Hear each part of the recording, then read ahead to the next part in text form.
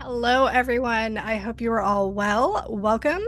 We are here tonight to go over our latest crypto target, which our intrepid team of remote viewers, as far as I know, is still currently blind to. So, welcome all the viewers. How's everybody doing tonight? Terrific. Good.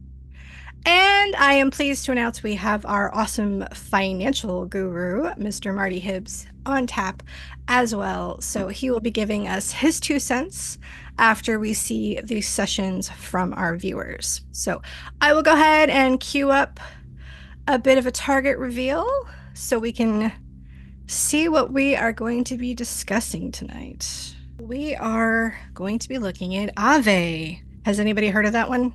Yes. Okay, cool. So some yes, some no.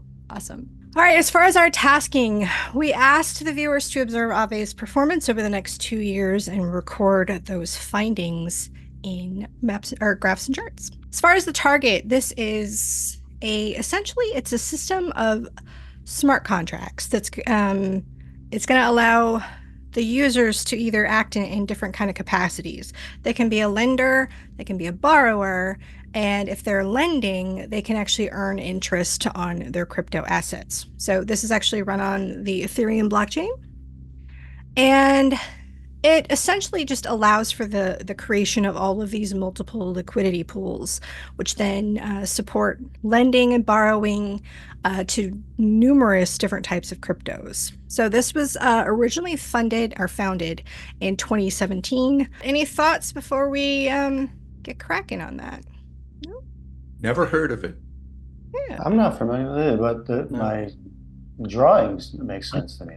Do we know where it is in the charts roughly? Yeah. Yeah. It's a good one. Is it?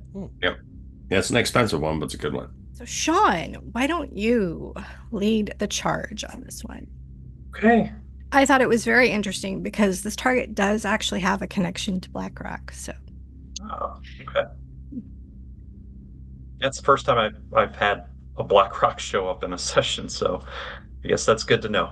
Thank you, Courtney. all right, Naeem, let's see a session. You had said that you hadn't heard of this one before, right? So, kind of a new target for you. Yeah, I haven't heard of this one and not really my kind of thing. The whole depositing money on these things is just that's not my cup of tea.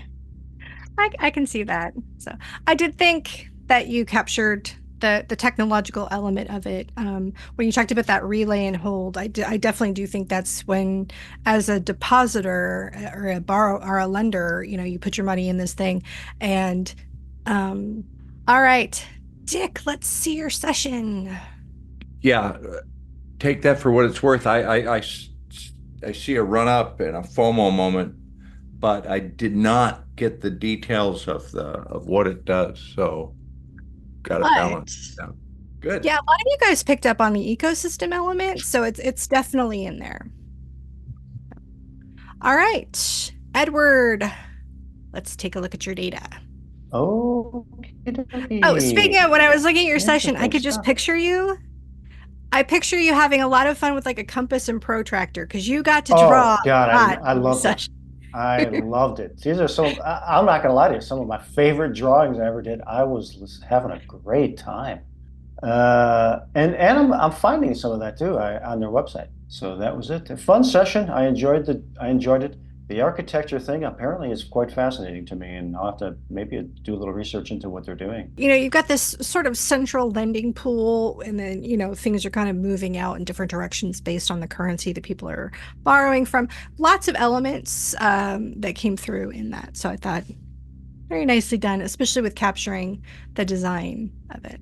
All right, let's see your session. Okay. This was actually a pretty positive session from you, Daz. You had some, smiley face stuff. You feel like, Yes, yeah. And I don't know nothing about it either, so that's interesting. yeah, it was a little more chipper than we've seen from your work. Yeah. Yeah. I don't know why. Yeah, but I thought you did a real, and you'll see in the analysis too, like those color coded lines. I thought you were really good at kind of understanding that this thing had the ecosystem and those multiple components that were coming together. And this is actually in its version 3. as far as its development stage. So you really did capture that. It's in its third iteration. So nicely done. So take it away, Mr. Hibbs. All right, let's go see what we've got here. I ran this thing hard. I ran it through the system about 4 times to see if I could get anything exciting out of it. But I tried to project it as far as I could, but now a lot of these numbers may be exaggerated. Let me share my screen. So what I've done, first of all, I identified a 5-point reverse wave. Everybody that knows what that is knows that it's in the 5th wave, and it's probably going to have a decent correction. And my guess is this bar here I put in, this gray bar, is the end of the year. But I do think we're going to hit our target up here above $200 between now and December. We're currently sitting at 157.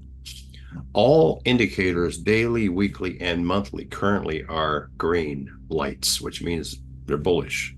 And that's important because right now, a lot of the altcoins, we have longer term bullish, and even medium and short terms are bearish. So they haven't really gotten off their ass yet, but this one looks bullish in all 3 modes. That means the short term, it looks good. Medium term. No, and I think that's really helpful too for somebody who's kind of new to this concept or something, of like what's a good place to kind of get in on a target like this, like. Yeah, it's critical because the main thing I think with trading, anybody, now I'm not a day trader. I don't advocate day trading. It's like going to bingo. You win, you lose. You win, you lose. Hopefully, in sometime in late 25, 2026, we'll come back and dig up this debrief and play it and go, look, we were right. So we should. The only note problem that. for me is it looks good, but I'm looking at the price of it at $156 each, and I don't have enough to speculate to put on it to buy a huge amount to make a huge amount back on it, if you know what I mean. If it goes up 2 to 5x, that's my only problem. True, but here's the thing though, you got to remember it's percentage you're looking at. So if you put $1,000 in Bitcoin and it had a 10% run, you'd still make the same money if something moved 10%. I know what you're saying though, Daz, because psychologically it's like Bitcoin. I mean, if you go at 1x on Bitcoin, it's got to go at 130,000 for you to double your money, or you can buy Shiba for 3 cents. But the problem is you still got to pay the same $1,000 or